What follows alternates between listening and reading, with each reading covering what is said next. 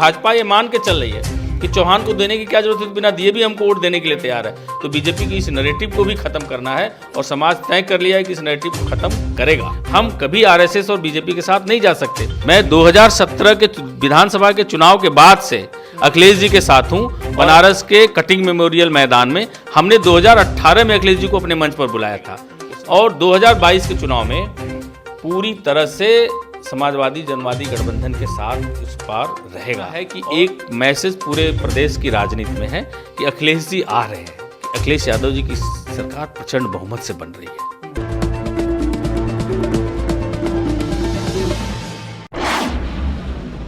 UP चुनाव में तमाम सारे राजनीतिक दलों का अपना अपना प्रभाव रहता है, चाहे बीजेपी हो, चाहे समाजवादी पार्टी हो या बहुजन समाज पार्टी और कांग्रेस। लेकिन इस बार उत्तर प्रदेश के सियासी गणित को समझने के लिए छोटे दलों का भी खेल समझना बेहद जरूरी हो गया है और इसी खेल को समझा है समाजवादी पार्टी के मुखिया अखिलेश यादव ने। ओम प्रकाश राजभर, संजय सिंह चौहान, कृष्णा पटेल, जयंत चौधरी, महान दल के नेता केशव देव मौर्य और साथ ही साथ चंद्रशेखर आज़ाद, उन्हीं सहयोगियों में से समाजवादी पार्टी का जो एक कारवां बढ़ रहा है, उसी सहयोगियों में से एक सहयोगी डॉक्टर संजय सिंह चौहान लोकसभा का चुनाव भी लड़ चुके हैं चंदौली से और 5 लाख से ज़्यादा वोट प्राप्त किए थे। पूर्वांचल में नोनिया समाज, चौहान समाज की नेतृत्व की बात करते हैं, उनके नेता माने जाते हैं। वर्तमान समय में समाजवादी पार्टी से गठबंधन है और कई मंच अखिलेश यादव के साथ शेयर कर चुके हैं, कई विजय रथ यात्राओं में भी उनके साथ देखे गए थे। स्वागत है डॉक्टर साहब आपका। धन्यवाद। डॉक्टर संजय सिंह चौहान की राजनीति कहाँ से शुरू होती है और राजनीति में आने का कारण? सबसे पहले किसी भी दल की विचारधारा को समझना जरूरी होता है।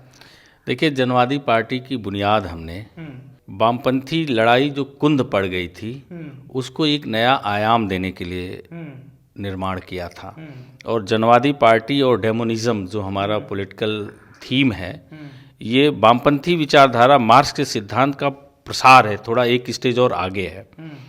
और हम उसी विचारधारा के फॉलोअर हैं और उसी विचारधारा के अनुरूप हमने जनवादी पार्टी की बुनियाद रखी है। और आज उत्तर प्रदेश के लगभग 56 जिलों में हमारे पार्टी की यूनिट्स है। 253 विधानसभाओं में हमारी विधानसभा स्तरीय यूनिट हमारी पूरी तरह से मजबूती से बन चुकी है। कितनी सीटों पर बात हुई समाजवादी पार्टी से? कितनी सीटें लड़ेंगे? देखिए, समाजवादी पार्टी से हमारा आज का संबंध नहीं है। 2019 के लोकसभा के चुनाव में जो महागठबंधन बना था, उस महागठबंधन में भी हमारा दल था और हमारा एक सीट अखिलेश यादव जी ने लोकसभा में भी दिया था। तो निश्चित तौर पर विधानसभा में भी हमारे दल को सम्मानजनक हिस्सेदारी और भागीदारी देने का उन्होंने आश्वासन दिया है।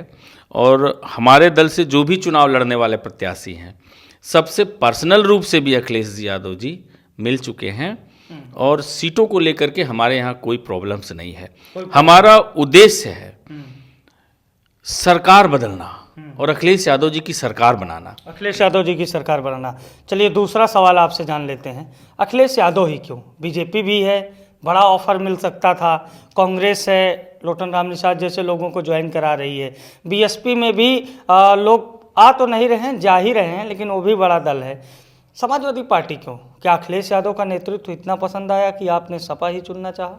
देखिए, भारतीय जनता पार्टी से हमारा अभी नया दल था। 2012 में मेरा अलायंस हो चुका है। अच्छा।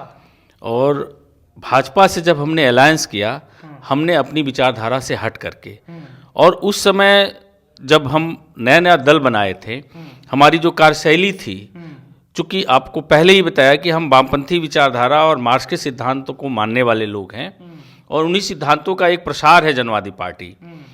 तो उत्तर प्रदेश सरकार, हमारे एक आंदोलन जब हमने उत्तर प्रदेश के लखनऊ के विधानसभा के सामने किया था, उस एक आंदोलन के बाद उत्तर प्रदेश की सरकार ने कहा कि डॉक्टर संजय चौहान के तार उत्तर प्रदेश के सारे नक्सलियों से जुड़े हुए हैं और डॉक्टर संजय चौहान के नेतृत्व में उत्तर प्रदेश की सच्चाई है इसमें क्या?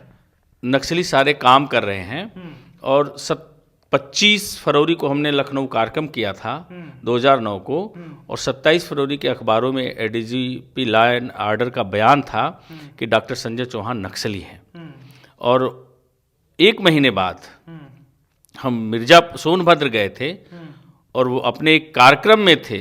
उस कार्यक्रम के दौरान ही मुझे अरेस्ट करके जेल में मिर्ज़ापुर डाल दिया गया था। उस दौरान राजनाथ सिंह जी के लोग हमारे संपर्क में आए, जेल में मिले, और कहीं न कहीं हमारे लोगों को काफ़ी उन्होंने मदद किया था। और उस मदद के चक्कर में हमने, उनके एहसान थे कि उस गर्दिश के दौर में उन्होंने आगे बढ़ कर के हमारे दल के साथियों का साथ दिया, और राजनाथ सिंह हमारे दल को, हमारे संघर्षों में खड़े हुए। तो हमने 2012 में राजनाथ सिंह जी के कहने पर भारतीय जनता पार्टी से गठबंधन कर लिया था। लेकिन जब भारतीय जनता पार्टी से हमारा गठबंधन हुआ, विचारधारा, हमारी विचारधारा आरएसएस और बीजेपी में कहीं समाजवाद और जनवाद नहीं है। लेकिन एक एहसान के बदले हमने जो गठबंधन किया था, हमने देखा कि बीजेपी के लोगों को हमारा दल मजबूत हो, ये कहीं लोग को बर्दाश्त नहीं कर पा रहे हैं। और चुनाव के बाद हमारे ही दल में बीजेपी के लोगों ने एक बड़ी बगावत करके हमारे दल को खत्म करने का प्रयास किया था। आरोप बीजेपी के ऊपर अक्सर लगते हैं। और बीजेपी की ये सोच है कि पिछड़ा और दलित वर्ग में लीडरशिप डेवलप ना हो, ये जातियां एक साथ जो रहे हमारे झंडे के नीचे रहे, ये इकट्ठा ना हो। और अगर ये बिखरे रहेंगे तो कहीं न कहीं हम लोग इन पर हुकूमत करते रहेंगे और ये हमें वोट देते रहेंगे। और यही कारण रहा, देखिए बीजेपी क्यों सत्ता में आई। 2017 के विधानसभा के चुनाव में अदर बैकवर्ड को वो समझाने में कामयाब हुई कि अखिलेश यादव जी की सरकार और सारा हिस्सा अकेले यादव खा रहे हैं, सारी नौकरी चाकरी यादवों के पास जा रही है, बैकवर्ड के अदर बैकवर्डों को तो कुछ नहीं मिल पा रहा है। हमारी सरकार आएगी तो हम अदर बैकवर्डों को सम्मान देंगे, अदर बैकवर्डों को शिक्षा और नौकरी देंगे। लेकिन बीजेपी सरकार तो आ गई, जो बैकवर्ड रिजर्वेशन था वो भी खत्म करने की स्थिति में ला दिया। तो कई कारण हैं। एक तो बीजेपी का जो अपनी सोच है, जो उसकी आइडियोलॉजी है, उस सोच से आपकी सोच मेल नहीं खाती। उस आइडियोलॉजी में पिछड़ा दलित है ही नहीं। अच्छा। उस आइडियोलॉजी में उच्च वर्गीय तबका है और देश के पूंजीपति हैं। अखिलेश यादव जी की सोच समाजवादी है, पार्टी समाजवादी है, लोहिया के सिद्धांतों पे मानने वाली है। तो निश्चित रूप से लोहिया जी ने एक बात कहा था, और जिस बात को कई बार समाजवादी लोग और अखिलेश जी भी मंच से इस बात को कहते हैं कि पिछड़ा पाए 100 में 60। दूसरा कि 100 से कम न 1000 से ज़्यादा, समाज में आर्थिक असमानता ना बढ़े और लोगों को उनका वाजिब सम्मान से जीने का हक मिले, ये भाजपा नहीं दे सकती। ये समाजवादी और जनवादी सोच के लोग ही समाज को दे सकते हैं, वामपंथी विचारधारा के लोग ही समाज को। चलिए आते हैं मेन टॉपिक पे। क्या तैयारियां हैं, किस तरह से 2022 का रण फतेह करेंगे आप लोग? देखिए 2022 का जो चुनाव आ रहा है, इस चुनाव में तो भाजपा निश्चित तौर पर जाएगी। उसमें संजय सिंह चौहान और जनवादी पार्टी सोशलिस्ट किस तरह से सहयोग करेगी? 2012 से जब मैंने बीजेपी से गठबंधन किया था, तब से कॉन्स्टेंटली मेरा समाज बीजेपी को वोट कर रहा था। और उत्तर प्रदेश की 253 विधानसभा सीटों में चौहान कम से कम 10,000 वोट पोल करता है, और ये सब का सब वोट बीजेपी के आंकड़ा पूर्वांचल में बढ़ जाता है, पूर्वांचल में ज्यादा हो जाता है। पूर्वांचल की तो 70 विधानसभा सीटें ऐसी हैं जहां ये 20,000 से ज्यादा पोल वोट करता है, और ये टोटल का टोटल वोट बीजेपी को बिना मांगे मिल रहा था।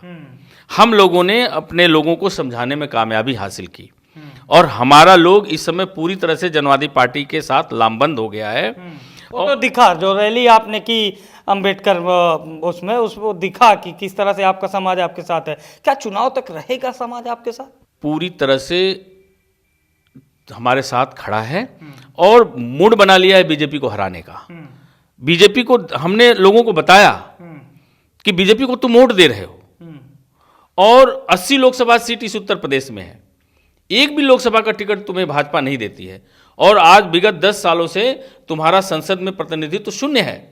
और वहीं तुम अगर क्षेत्रीय पार्टियों के साथ थे, चाहे सपा के साथ थे, चाहे बसपा के साथ थे, तो तुम राज्यसभा में भी थे और लोकसभा में भी थे।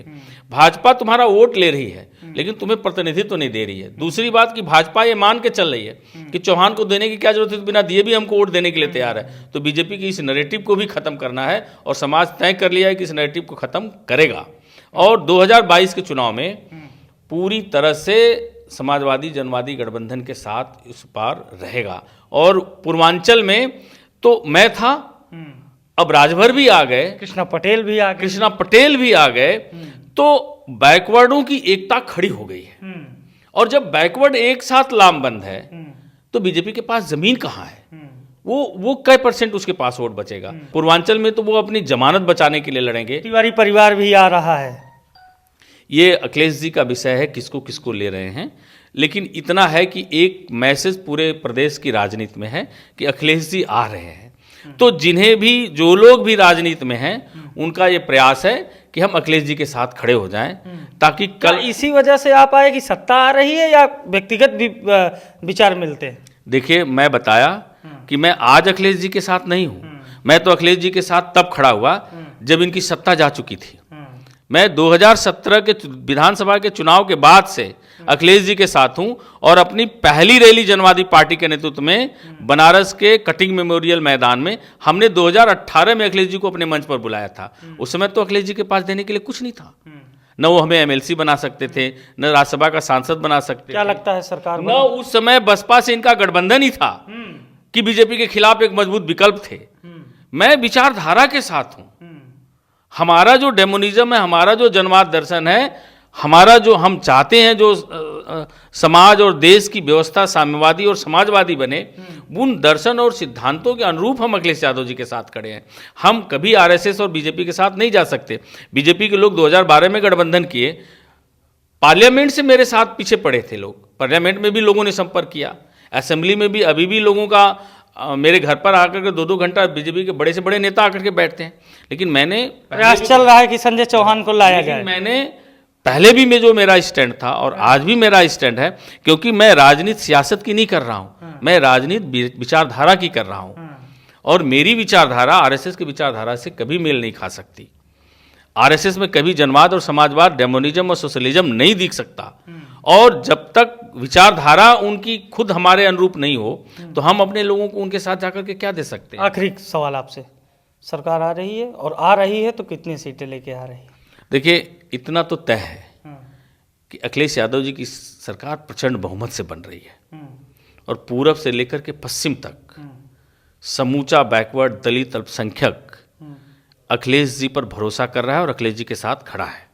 तो ये थे हमारे साथ जनवादी पार्टी सोशलिस्ट के डॉक्टर संजय सिंह चौहान, जिनका कहना है कि तमाम सारे समीकरण अखिलेश यादव के पक्ष में हैं और 2022 में समाजवादी पार्टी की प्रचंड बहुमत से सरकार आ जाएगी। कैमरा पर्सन सूर्या के साथ अभिषेक शर्मा, द यूपी खबर, लखनऊ।